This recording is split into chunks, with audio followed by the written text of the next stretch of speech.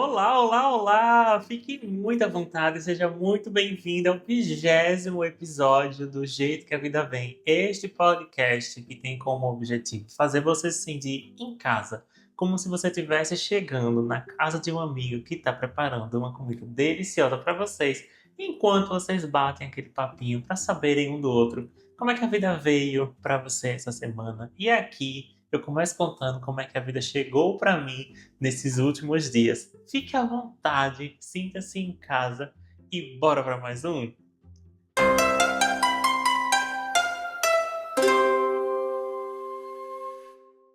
Galera, esse episódio, como ele é o 20º episódio, assim, que história, que filme que foi passando na minha cabeça, né? No começo lá, um tantinho despretensioso, não sabia direito onde era que eu queria chegar, embora também saiba mais ou menos onde é que eu quero chegar, mas vou curtindo o processo, assim. Tô me sentindo como se eu tivesse acabado de chegar na praia e eu não tô com muita pressa pra ir embora. Tô indo. Quero aproveitar o momento, quero aproveitar o instante e é para isso que eu tô aqui, pra gente poder se conhecer, pra gente poder também compartilhar como é que a vida chega para cada um de nós.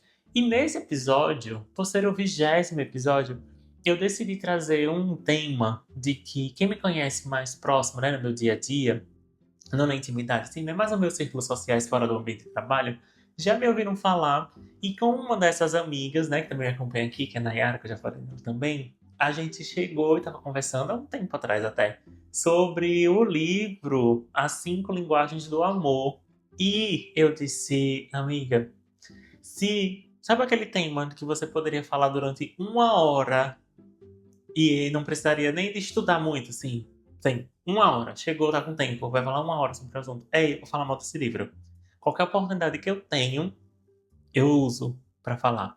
Não vou dizer que é necessariamente mal, mas para tecer críticas fundamentadas, porque eu já li esse livro também. E eu entendi que, por ser o 20º episódio, eu queria dedicar esse momento que a gente tem juntos aqui, nesses próximos, sei lá, 20 minutos, né, que é geralmente o tempo que eu gravo o episódio, para a gente poder pensar sobre esse assunto, sobre essa situação. Então, bora lá. É o quê? Se você já leu esse livro, quero saber, né? Deixa aqui no comentário se você já leu, se você não leu, se você ouviu falar vendo ou no TikTok, ou vendo algum vídeo no YouTube, ou vendo alguém citando, se você ainda não leu, mas conhece mais ou menos no que esse livro está baseado, mesmo que você não tenha lido, né, pela opinião das outras pessoas, porque eu quero te trazer um outro ponto enquanto psicólogo, enquanto terapeuta de casais, que inclusive acabei de me dar conta que não falei isso na introdução do vídeo, mas já vou falando agora. Eu me chamo Norton, eu sou psicólogo, sou terapeuta de casal, terapeuta individual com foco no público atendimento LGBTQIAPN+. E esse livro, ele foi chegando para mim por essa curiosidade, por vendo ele ser recomendado, eu disse assim, quero saber o que ele tem. Se você não conhece, você vai conhecer agora, à medida que eu for conversando aqui sobre ele. Ele fala do seguinte, né? Esse moço, esse rapaz, Gary Chapman, escreveu esse livro em 1992. O que quer dizer de que este livro está completando 33 anos este ano. Então já tem uma certa trajetória aí no mercado, mas de um tempo, assim, sei lá, nos últimos 4 anos, 3, 4 anos, eu tenho visto as pessoas falando desse livro. Inclusive, tamanha foi a minha surpresa quando eu vi que no Tinder, se você não está usando o Tinder, ou se você estiver usando, você já vai ver, que lá tem a opção de você cadastrar a sua linguagem do amor. E aí você só pode escolher uma. E eu fiquei em pânico quando eu vi essa informação. Por quê? Esse livro, e como o nome já está no título, né? As Cinco Linguagens do Amor, ele vai lá desdobrando de que todos nós temos uma linguagem do amor primária e tentamos aprender ali uma segunda linguagem do amor. E muitos dos casais que entram em conflito, que se separam e que a relação não vai bem, é muito baseado por conta da falta da compreensão da linguagem do amor da outra pessoa. Que linguagem do amor aquela outra pessoa utiliza, e nessa incompreensão dessas linguagens faz com que esse casal, com a relação se fragilize e se leve à separação. Qual é o contexto? O Gary Chapman, ele é um pastor, era, né, um pastor, e ele falava sobre aquele grupo de aconselhamento para casais. Então ele trabalhava, o movimento dele, o trabalho de orientação dele na igreja, era voltado para esse público, né? Para as pessoas que estavam buscando alguma orientação de pastoral, é um nome específico, né? Uma orientação pastoral por conta de algo daquela relação. E ele era essa pessoa que fazia esse grupo de casais, desenvolveu essa teoria. E as 5 linguagens do amor que ele teorizou, elas são as seguintes: tempo de qualidade, palavras de afirmação, atos de serviço, presentes e toque físico. No livro, ele vai dando o exemplo dos casais em que cada uma dessas linguagens precisava ser ajustado para que eles pudessem se abastecer do que ele chama no livro de tanque do amor. Então, era meio que na teoria dele, se você precisa conhecer a sua linguagem do amor, para você também conhecer e ensinar a linguagem do amor, a sua linguagem do amor para a sua parceria, né? Para com quem você está se relacionando naquele momento, sob uma promessa de que aquilo poderia de fato preencher o tanque do amor de uma pessoa e da outra pessoa, e assim garantir a longevidade daquela relação, a manutenção daquela entidade enquanto família e por aí vai. Ele também teve alguns outros livros voltando para esse mesmo universo temático, certo? Mas eu não li as outras obras dele. Essa foi a única obra que eu li, né? A única produção dele, na verdade, que eu li. E aí, quais são os movimentos enquanto uma pessoa que estuda sobre sexualidade, sobre gênero, sobre relacionamento, sobre comunicação, que eu quero te apresentar? Porque é o seguinte, ele vai resumindo a essa ideia de se você conhece a sua linguagem e você ensina a sua linguagem para outra pessoa e você está aberto a entender qual é a linguagem do amor da outra pessoa, isso vai fazer com que automaticamente essa pessoa se sinta amada. E se essa pessoa vai se sentindo amada, esse relacionamento vai se solidificar, se estabelecer e vocês não vão se separar. E é isso. Eu acho que não combina com a complexidade das emoções, dos relacionamentos que nós temos enquanto seres sociais e enquanto também seres humanos. E agora vem esse ponto. Porque vamos pensar aqui comigo. Veja se isso faz sentido para você. Quando a gente está falando sobre presentes, né? Vamos supor de que a minha linguagem do amor é presentes. E aí, se você está se relacionando comigo, você já sabe que a linguagem do amor de Norton é presentes. Aí basta você me dar presente. Se você me dar presente, você vai lá e está demonstrando que você me ama, porque você está me dando um presente. E isso já vai ser o suficiente para eu me sentir amado. Sendo isso suficiente para ser amado, para me sentir amado, para meu tanque estar cheio, eu posso ter ali uma segunda linguagem do amor de que eu vou aprendendo ao longo da minha vida. Aí vamos supor que minha segunda linguagem do amor, minha primeira é presente, e a minha segunda linguagem do amor seja lá toque físico.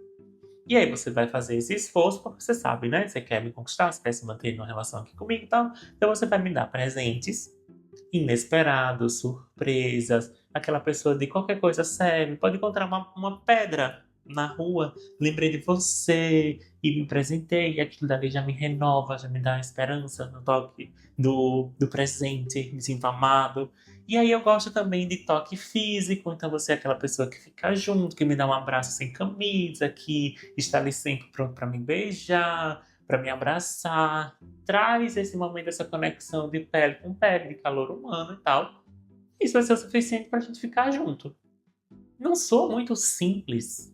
E eu tenho muitas questões quando alguém me dá uma solução muito simples para problemas que são complexos, que é a nível da nossa relação humana, nossa relação social. Nós somos seres relacionais e nós somos seres relacionais complexos. E se nós somos seres complexos, a solução não pode ser simples. Porque imagina só se a gente tivesse que fazer só esses 2 tipos de ajustes para que você garanta a longevidade de uma relação. E outra, como diria Raquel Brito, se a gente está falando de uma manutenção de uma relação, a que preço, a que custo é para se manter a longevidade de uma relação? Então será que isso não tem alguma coisa que me soa mal? Aí eu fui pesquisar e pensar e refletir, por isso que eu estou trazendo para você. Porque quando ele fala dessas 5 linguagens do amor, me deixa muito essa impressão de simplicidade. E é como se alguém e alguma relação conseguisse se estruturar e se estabilizar apenas se baseando em uma ou no máximo 2 linguagens do amor. Que relação é essa que vai conseguir se sobreviver nessa longevidade apenas com presente ou apenas com um toque físico? E aí vamos pensar, a ausência disso automaticamente quer dizer que você não é amado, ou que aquela pessoa não te ama, ou que aquela pessoa deixou de te amar? Porque será que em outras vezes, aí vamos pensar juntos aqui em alguma situação, você já deu um presente para quem você não ama? Mas sei lá, por uma pressão social, e aí você foi lá e deu um presente, né? Era um aniversário, era um casamento, e aí meio que você não conseguiu dizer aquele não, não conseguiu sustentar, e você deu lá um presente. Para aquela pessoa, ela se sentiu super amada, mas você às vezes nem ama tanto assim aquela pessoa. E aí você foi lá e presenteou por alguma outra convenção, e aí quando viu, ativou a linguagem do amor, do dito cujo.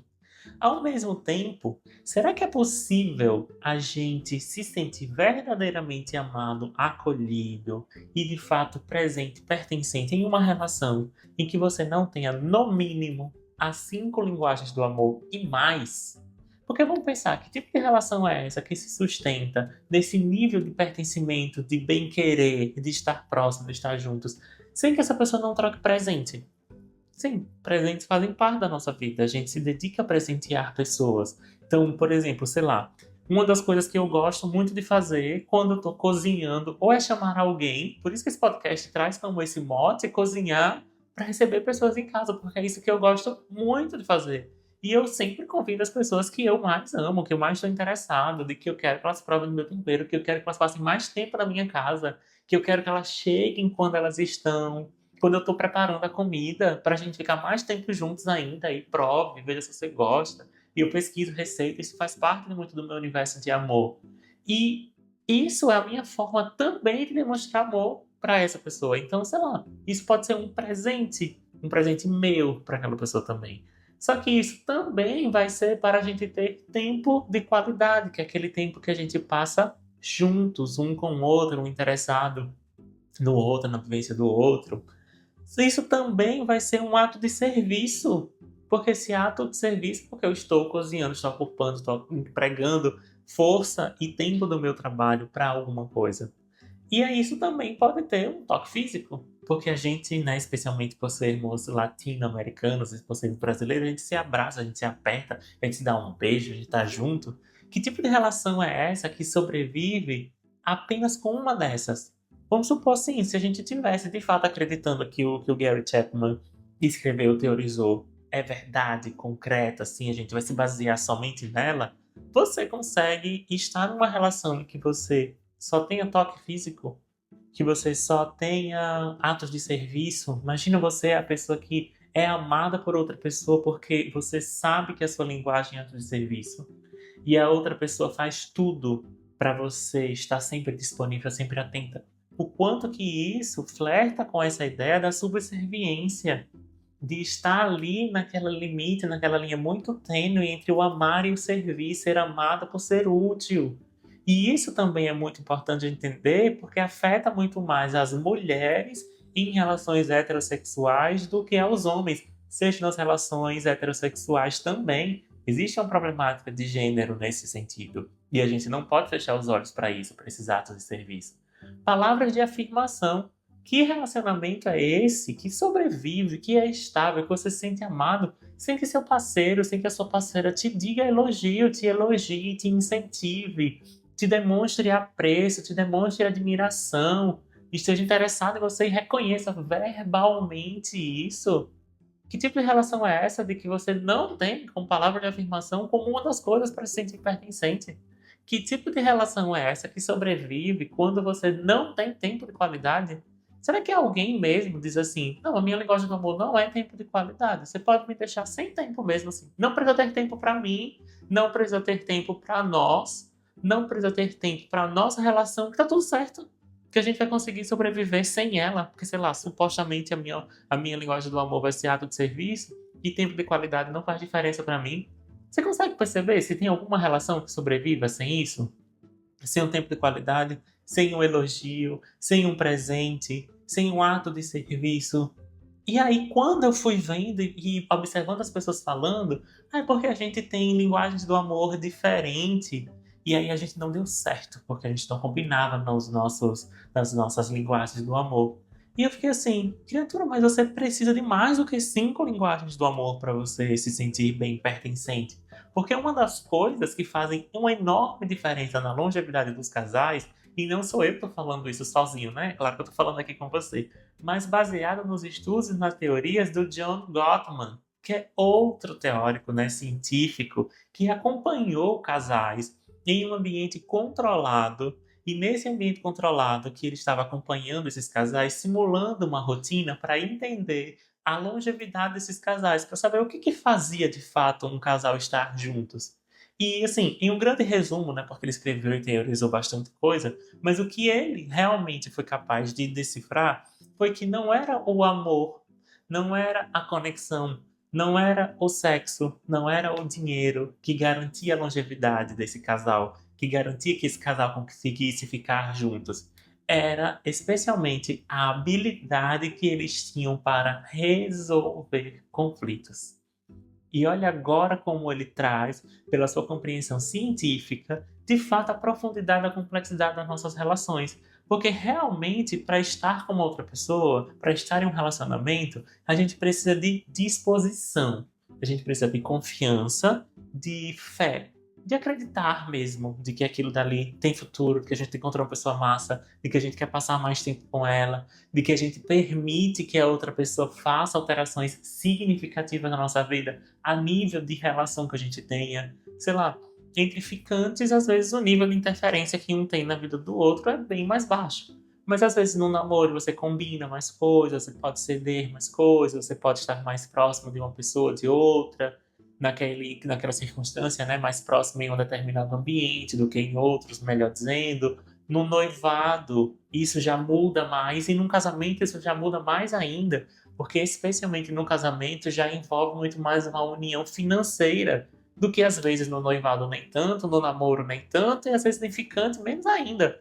Então é o nível de interferência que a gente dá para outra pessoa modificar a nossa vida, de que a gente deveria estar muito mais atento do que somente se eu amo essa pessoa, se eu quero estar perto dela, e se eu vejo um futuro com ela. É muito mais de, nesse momento, e de fato, permito, estou conseguindo permitir e sustento a ideia de que essa pessoa pode modificar decisões da minha vida, pode modificar coisas na minha vida, e eu posso também fazer isso na dela, eu tenho esse espaço, do que somente a linguagem do amor, porque a linguagem do amor não está falando sobre dinheiro. A linguagem do amor não está falando sobre essa flexibilidade, sobre essa flexibilidade de mudar planos, sobre esse movimento do ceder que faz parte das relações, de inúmeras relações. E aí, quando a gente se dá conta de as relações humanas não sobrevivem mesmo que a gente só consiga encaixar a linguagem do amor. Se você sabe a sua e você aprende a do outro, isso não é segurança para que essa relação continue se estabelecendo e seja longeva, porque uma parte disso também é crucial para a longevidade de um casal, enquanto terapeuta de casal também consigo afirmar disso, é do senso de comprometimento. O quanto que você consegue confiar de que o seu pedido, de que o seu desejo, de que a sua necessidade, quando comentada, quando compartilhada com a outra pessoa, vai ser atendida. Aquela pessoa está ali, atenta, ouvindo o que você está dizendo, entendendo o seu pedido, e ela vai ser capaz de executá-lo. Vai ser capaz de executá-lo porque ela tem essa habilidade ou porque ela te ama e ela quer fazer isso com você. Então, olha o quanto que isso vai avançando para situações mais complexas, mais completas e com muito mais verdade, dia a dia mesmo assim, do que só a crença das 5 linguagens do amor. E quando alguém pergunta, e se você estivesse perguntando qual é a sua linguagem do amor, por favor, depois desse vídeo, entenda que você precisa das 5, que as 5 linguagens do amor são importantíssimas para você estabelecer uma relação e uma boa relação e uma relação saudável. Não tem a predominância, ou não deveria se ter pelo menos a predominância de uma delas, e se entender como linguagens mesmo. Por quê? Vamos pensar de que o Gary Chapman, ele não fez um escrito completamente vazio ou desprezível, não. Ele inicia uma discussão, e pelo menos para mim, chega muito nesse viés, de que ele inicia uma discussão que ela é importante a gente poder entender para quem que aquilo foi feito e para qual sociedade, de que qual época. E isso pode se perder de validade ao longo do tempo, certo? A gente pode combinar, fazer esse combinado aqui. E aí a gente tem um outro ponto, que é o seguinte. Vamos observar aqui que o Gary Chapman tá falando de linguagens, e vamos traduzir linguagens como se fossem idiomas. Aí vamos pensar assim, um idioma que é o português. Um outro idioma é inglês, o outro idioma é italiano, o outro idioma é francês, outro idioma é espanhol, certo? Idiomas. E aí eu consigo dizer aqui para vocês que, olha, o idioma que eu mais entendo, que eu entendo mais rápido, que eu consigo elaborar respostas, que eu tenho mais domínio, é o português. Esse é meu idioma materno, né? Natural, sou daqui, sou brasileiro. Eu entendo bem inglês, mas às vezes em alguns contextos eu tenho mais dificuldade para entender quando alguém fala, mas eu tenho mais habilidade para ler, eu consigo entender melhor quando estou lendo, eu consigo me expressar relativamente bem. Se for o espanhol, eu consigo entender bem espanhol, eu consigo falar bem, eu consigo escrever bem, mas a depender de um contexto eu também tenho mais dificuldade. Agora, se for, sei lá, italiano, mandarim, japonês, eu tenho habilidade zero, nenhuma. E aí, então, eu preciso que você fale na minha língua ou nas línguas que eu entendo melhor, para que a gente consiga estabelecer essa comunicação, para que eu consiga me sentir pertencente àquela comunidade, àquela ação, e a partir disso a gente consiga estabelecer uma relação. Então, o que eu posso fazer é, entendendo como é o seu funcionamento no mundo, da forma como você interpreta o mundo, da forma como você compreende o mundo, para que eu possa entender o seu funcionamento, ensinar o meu funcionamento para você, e aí sim a gente vai estabelecer muito mais pontos de conexão, sem excluir as linguagens do amor, mas de fato estabelecendo a crença de que elas são poucas. Não devemos ter somente as 5, mas compreender que as 5 precisam funcionar bem para uma relação longeva, sólida, e para que isso seja uma parte essencial para a resolução de conflitos, para a compreensão de necessidades, para o senso de comprometimento, para que tudo isso venha funcionar de uma maneira que seja muito mais prazerosa de ser vivida. Então, se você estiver conversando com um crush, com paquerinha, alguém que esteja falando sobre essa linguagem do amor, quem sabe não é a hora de você encaminhar esse vídeo para essa pessoa, fazer um convite a ela para se inscrever nesse canal, para dar o seu like e deixar aqui o comentário sobre o que você achou. O que era que você pensava sobre linguagem do amor antes de iniciarmos esse vídeo e como é que você está saindo desse vídeo agora. Eu tô ainda com aquela sensação de mais um episódio no ar, ainda especial, né? O 20º episódio no ar. Todos são muito especial, mas eu tenho muito essa questão quando a gente vai passando dos 10 ou dos 5, né? Nessa mudança de datas, de ciclos, talvez. E aí, se você estiver me ouvindo pelo Spotify, considere deixar um like nesse vídeo, né? Avaliar esse programa com 5 estrelas e seguir. Se você estiver precisando aí, né, no seu relacionamento, com sua parceria, trazer determinados pontos da relação de vocês mais sensíveis, que vocês estão precisando de uma ajuda profissional, tem link para agendamento aqui na bio. A gente se despede por agora e eu encontro vocês na próxima semana para contar como é que a vida veio para mim e para saber como é que a vida veio para vocês. Um beijo e até mais. Tchau!